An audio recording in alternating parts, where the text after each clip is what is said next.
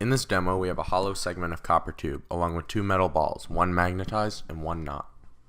First, the unmagnetized iron metal ball is dropped. It falls through the tube with no resistance.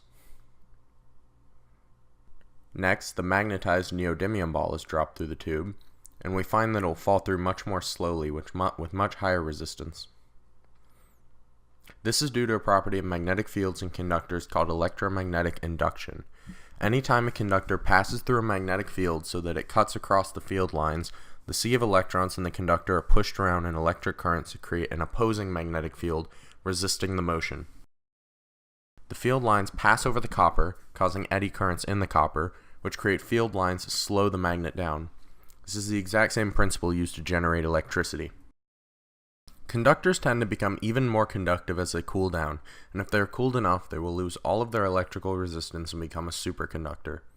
If we apply the concept of induction to a superconductor, we find that the changing magnetic field can induce currents in the superconductor that flow with no electrical resistance, so that they generate almost 100% efficient opposing magnetic fields, so long as they are kept below their critical temperature.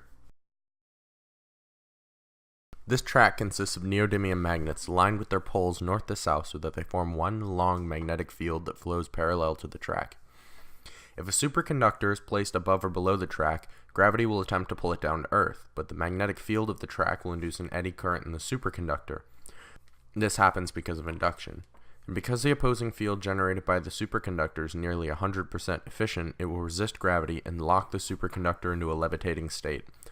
However, the superconductor can move freely in the direction of the magnetic field lines, so it can move back and forth along the track. This levitating property of superconductors is actually being used right now in a train called the Hyperloop being developed by Elon Musk.